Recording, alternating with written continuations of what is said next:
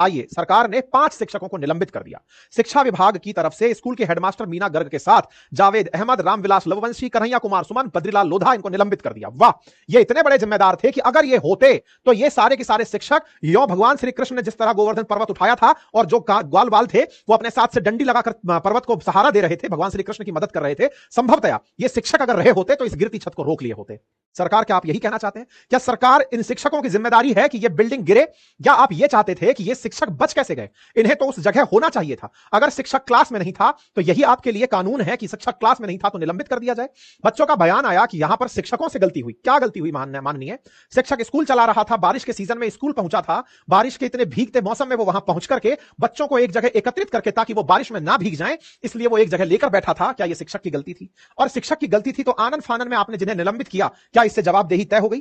क्या यह शिक्षकों की जवाबदेही थी कि जर्जर व्यवस्था जो स्कूल के अंदर है उसे देखने के लिए कोई निर्माण विभाग भी होगा जो यह तय करेगा? आपके यहां पर ऑडिट के नाम पर बैठे हुए बड़े बड़े अधिकारी जो यह सुनिश्चित करते हैं कि हां जर्जर हालात ठीक हैं, जिन बड़े बड़े अधिकारियों को जिले के अंदर बिठा करके बड़े बड़े कार्यालय दिए गए हैं, गाड़ी घोड़े उपलब्ध कराए गए हैं, क्या वो जाकर के इन स्कूलों का खुद से मुआयना नहीं कर सकते? क्या उनकी आंखें ये बयान नहीं करती कि स्कूल की हालत क्या है? क्या वो रिपोर्ट को सीधा की सीधा मान लेते हैं? अगर ऐसा ही है तो सबसे कहिए, ऑनलाइन जमाना है, एआई को सिंपल प्रॉम्प्ट देंगे, प्रॉम्प्ट देने से एआई जवाब बनाकर भेज देगा।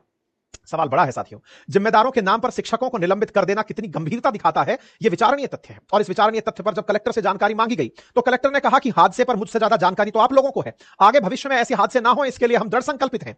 उन स्कूलों की छुट्टी हम कर दे रहे हैं जिनके जर्जर भवन थे, और हम आगे से हादसे ना हो इसलिए दोषियों के खिलाफ कार्रवाई करेंगे। आफ्टर ऑल दोषी कौन है यह तय कौन करेगा? क्योंकि घटना घटने के तुरंत बाद जेसीबी से पूरी बिल्डिंग पर जेसीबी चला दी गई, स्कूल पर जेसीबी चला दी गई। इस तरह का मामला न्यूज में प्रकाशित हुआ। जानकारी में 3 बड़े मुद्दे निकल कर आए, 3 बड़ी लापरवाहियां उजागर हुई। कहा गया कि पहले तो बच्चों के यहां पर कंकड़ गिर रहे थे, टीचर्स ने ध्यान नहीं दिया। मैं यह मानता हूं कि टीचर्स ने ध्यान नहीं दिया, बहुत बढ़िया, आपने उनको पनिशमेंट दिया, निलंबित कर दिया। लेकिन माननीय, जब आपने इनको निलंबित किया तो कृपया करके एक बार ऐसा साहसिक कदम और उठाइए और उन पूरे जिम्मेदारों को याद दिला दीजिए कि तुम्हारे कारण यह सब हुआ। अगर वो बैठे हुए जिला मुख्यालय पर बैठे हुए जिला अधिकारी हो, या फिर जिला शिक्षा अधिकारी हो, या सचिवालय में बैठे सचिव स्तर के कर्मचारी हो, इन सबसे सवाल तो पूछिए ना कि आप लोगों ने रिपोर्ट्स को कागज में ही देखा? क्या आंखें बंद करके केवल रिपोर्ट्स के बहाने चल रहे थे? क्या आप लोगों ने कभी अपने लेवल पर इन चीजों को चेक एंड बैलेंस या ऑडिट या फिर इंस्पेक्शन नहीं करवाए?